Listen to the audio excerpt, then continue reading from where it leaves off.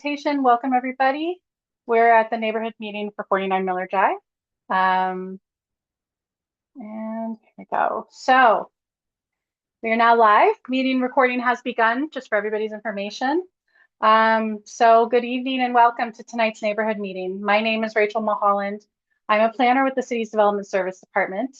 Tonight, I'm filling in for Logan Jeffermans, who is a senior planner with the department, and he will be the file manager and your main contact for this development project. And the purpose of tonight's meeting is to present to you, the neighborhood, a development concept being considered by the owner and development team of 49 Miller Drive prior to a formal development application being submitted to the city.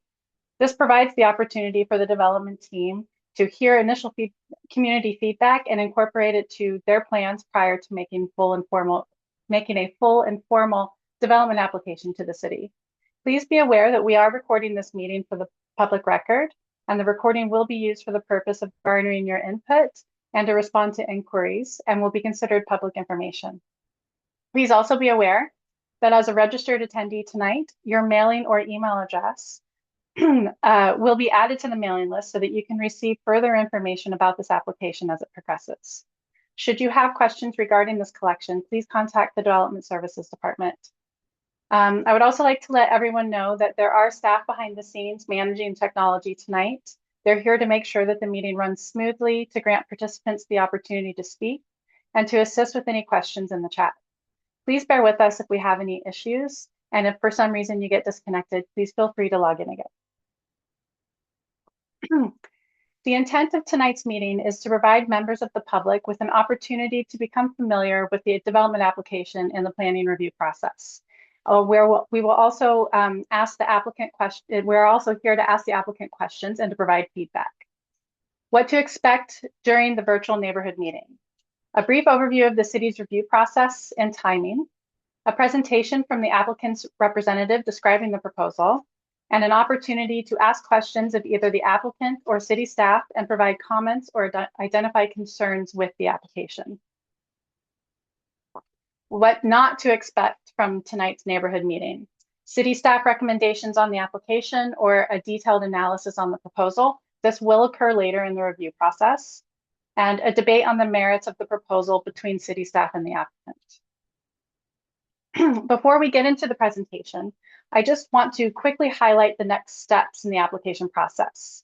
So this neighborhood meeting is established early in the development process to ensure local concerns are incorporated or addressed through the city's review.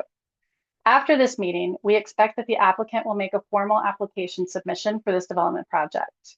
Formal submissions undergo a full technical review and must address comments received from this neighborhood meeting, from the city's technical departments and external agencies, and from members of the public more broadly.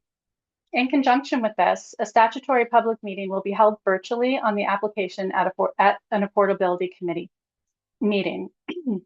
The public meeting will be for the applicants to present their application to council, answer questions, and provide an overview and response to any issues, concerns identified during this neighborhood meeting. As part of a public meeting, members of the public will also have an opportunity to provide verbal or written comments.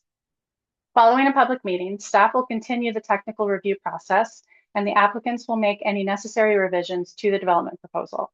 Once the review process has concluded, a staff recommendation report will be brought forward to council for their consideration. All comments received throughout the review process, including those received at tonight's neighborhood meeting and the public meeting, are identified and addressed in the staff report and form part of staff's recommendation on the subject applications. A staff report for this particular application would likely be brought forward to council sometime in 2026. I will now move on to the applicant's presentation. As I mentioned, the proposed project and application will be presented first, which we will follow with a question and comment period. So at this point, I'm going to stop sharing and I'm going to,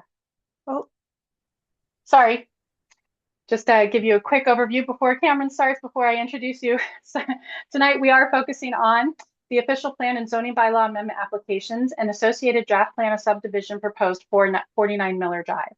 The applicant's planner is Cameron Sellers, who just turned on his mic, from Innovative Planning Consultants Incorporated. The proposal will the proposal is for an amendment to the official plan and the zoning bylaw with the associated draft plan of subdivision intended to help facilitate the future development of approximately 547 residential units in a subdivision that includes 9.5 hectares of natural heritage system and a 2.27 hectare stormwater management block. The residential units will consist of 23 single detached units, 226 street townhouse units, 198 back-to-back townhouse units, and a medium density condominium block of approximately 100 units. Now I will hand the meeting control over to Cameron, who will first introduce himself and then share his presentation on the proposed development. All right, take it away, Cameron. That's great. Thanks very much, Rachel. Okay. Got the presentation up there. Okay. Good evening, everyone, and thank you very much for attending this neighborhood meeting. My name is Cameron Sellers. I'm a partner with Innovative Planning Solutions here on behalf of the owners of these lands located at 49 Miller Drive in the City of Barrie. The information that we will present tonight has not been submitted formally to the city for any reason other than for pre-consultation purposes. The project details that I'm going to share with you tonight are preliminary in nature and are subject to change. The purpose of this meeting is to provide these project details to you and to obtain feedback from you to be considered along with comments received from city staff in order to move this project forward. So following tonight's meeting, we will be moving forward to future formal planning applications. So I've highlighted the subject site here outlined in red.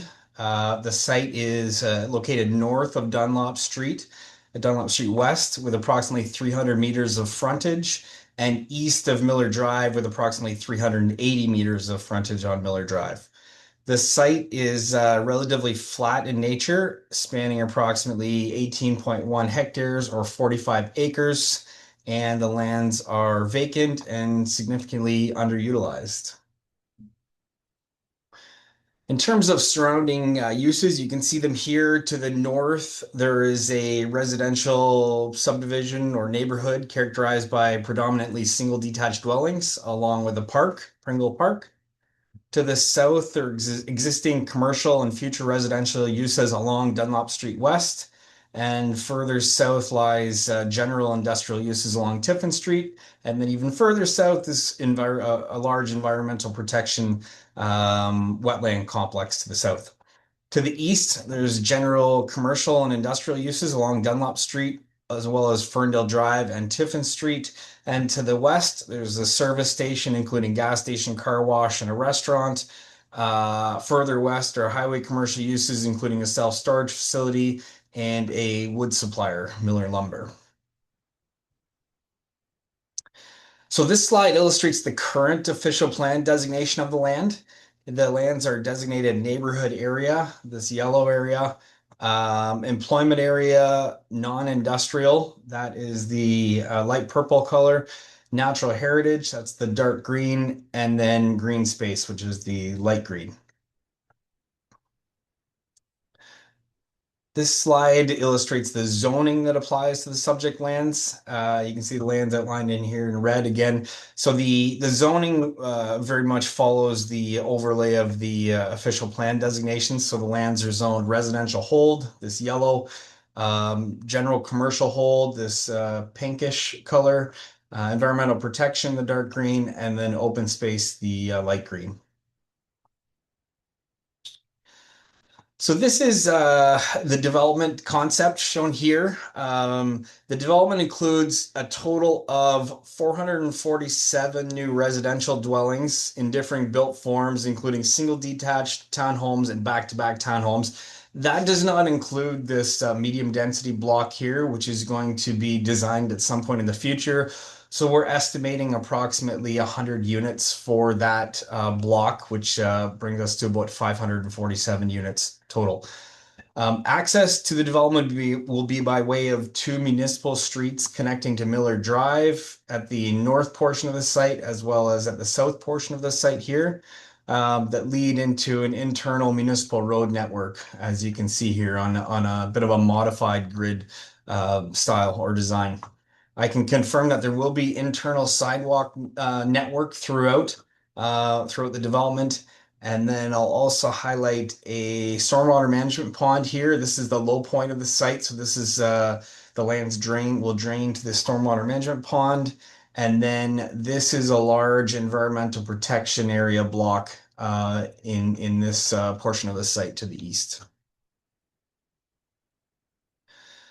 So this slide is a colored version of the draft plan that highlights the proposed built forms throughout the site. So the single detached dwellings have been positioned, they're in yellow here, they've been positioned adjacent to the natural heritage lands to the east. Each of these single detached dwellings have frontages of roughly 12 meters or 40 feet. The townhomes are shaded in purple. They're positioned around the perimeter of the balance of the site to the north, south, and west, each with frontages of 5.5 meters or 18 feet. The back-to-back townhomes are shown in orange here. They've been positioned internal to the site, and they each have a frontage of approximately 7 meters or 23 feet. And then in pink here, you can see the future medium density residential block, and as well in green here is a park. So this slide provides some architectural styling samples that could be pursued through this development. I should note that no floor plans or elevations have been created specific to this development at this point in the process. It's just too preliminary. But I will say that the owners are committed to working with city staff to achieve a high level of urban design and architecture for the homes within this development. So in order to accommodate the proposed development, an official plan amendment is necessary, redesignating various portions of the property as detailed here. So this is existing and this is what is proposed. It's shown better on the next slide, so I will move forward to this slide. Um, so I'll just go down the list here. So the cross hatching with the stars. So this portion here is proposed to be redesignated from natural heritage system to neighborhood area. The crosshatched grid style pattern here is proposed to be redesignated from employment area, non-industrial to neighborhood area. Then the hexagon hatch here is proposed to be redesignated from green space to neighborhood area. And then the diagonal lines over here is proposed to be redesignated from employment area non-industrial to natural heritage system. And then the main portion of the site here does not require any redesignation as it's already a neighborhood area. In terms of the zoning bylaw, much like the official plan amendment, it's required in order to pursue this development, rezoning the property to various categories, including residential multiple second density with special provisions, residential 4 with special provisions, and then environmental protection. So this is a slide showing all of the rezoning categories. I won't go through them individually, but essentially the green here is environmental protection zone, the orange is the single detached, and then the balance of the site will be an RM2 residential multiple 2 exception zone. So in conclusion, this development, we believe, represents an appropriate level of growth on these lands that are currently very underutilized. The development proposed does efficiently utilize the land as well as the surrounding municipal infrastructure while providing a reasonable transit supportive density and enhancing natural heritage features. The proposal introduces much needed housing options and opportunities to this area while also respecting and integrating with the surrounding neighborhood. So this concludes my presentation, and we'd be happy to take any feedback or questions that you might have at this time.